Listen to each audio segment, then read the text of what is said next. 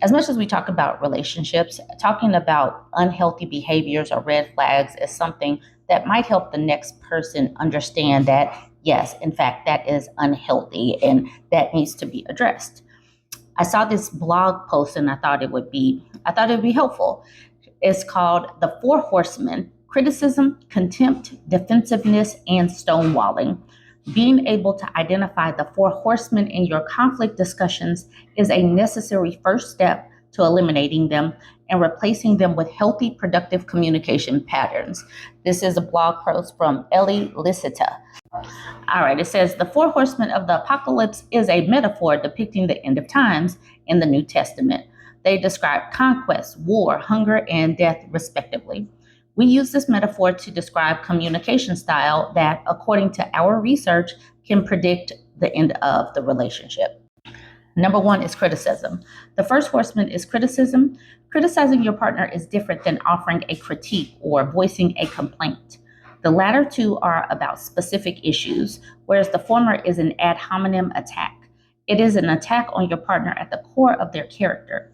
In effect, you are dismantling their whole being when you criticize.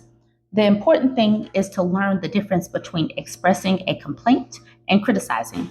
Complaint: I was scared when you were running late and didn't call me. I thought we had agreed that we would do that for each other.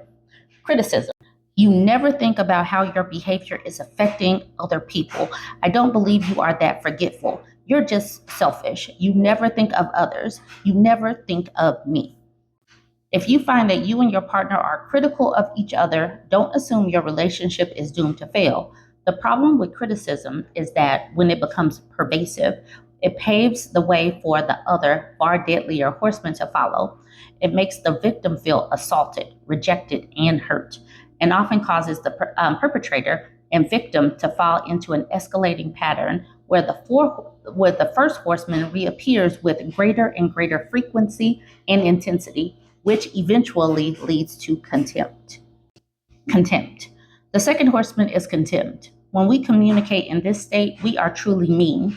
We treat others with disrespect, mock them with sarcasm, ridicule, call them names, and mimic or use body language such as eye rolling or scoffing.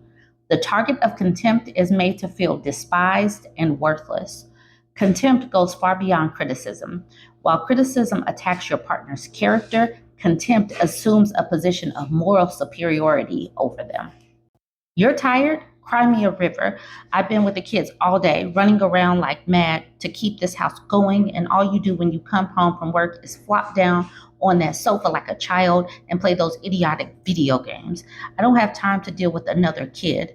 Could you be any more pathetic? Research even shows that couples that are contemptuous of each other are more likely to suffer from infectious illnesses, colds, the flu, etc., than others due to weakened immune systems. Contempt is fueled by long simmering negative thoughts about the partner, which come to a head when the perpetrator attacks the accused from a position of relative superiority. More importantly, contempt is the single greatest predictor of divorce. It must be eliminated. Defensiveness. The third horseman is defensiveness, and it is typically a response to criticism. We've all been defensive, and this horseman is nearly omnipresent when relationships are on the rocks. When we feel unjustly accused, we fish for excuses and play the innocent victim, so our partner will back off. Unfortunately, this strategy is almost never successful.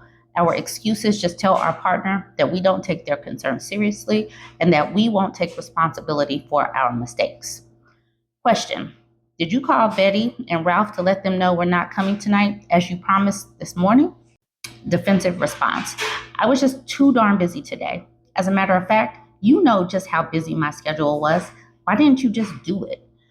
This partner not only responds defensively, but they reverse blame in an attempt to make it the other partner's fault.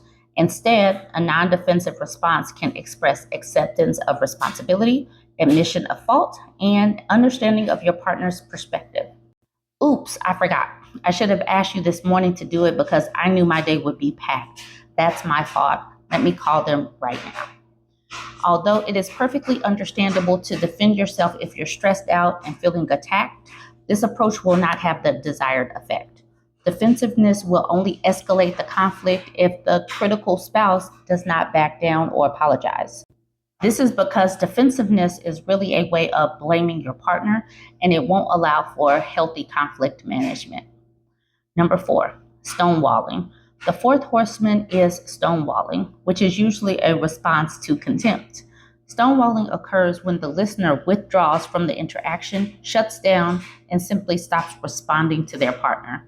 Rather than confronting the issues with their partner, people who stonewall can make evasive maneuvers such as tuning out, turning away, acting busy, or engaging in obsessive or distracting behaviors. It takes time for the negativity created by the first 3 horsemen to become overwhelming enough that stonewalling becomes an understandable out. But when it does, it frequently becomes a bad habit. And unfortunately, stonewalling isn't easy to stop. It is a result of feeling physiologically flooded. And when we stonewall, we may not even be in a physiological state where we can discuss things rationally. If you feel like you're stonewalling during a conflict, stop the discussion and ask your partner to take a break. All right, I'm feeling too angry to keep talking about this. Can we please take a break and come back to it in a bit? It'll be easier to work through after I've calmed down. Then take 20 minutes to do something alone that soothes you. Read a book or a magazine, take a walk, go for a run. Really just do anything that helps to stop the feeling flooded and then return to the conversation once you feel ready. The antidotes to the Four Horsemen. Being able to identify the Four Horsemen in your conflict discussions is a necessary step to eliminating them. But this knowledge is not enough. To drive away destructive communication and conflict patterns, you must replace them with healthy, productive ones. And this person creates a whole nother blog post that talks about the antidotes, and we'll definitely get into that in a secondary post. But I thought that it would be productive for us to make sure that we did hone in on criticism, contempt, defensiveness, and stonewalling so that you can see them when they are cropping up, so that you can try to put a halt to them. But if you don't have the words or the language to put to the behaviors, then you may not know that you even need to put a stop to it, because there is a difference between being between criticizing and then just being outright mean-spirited.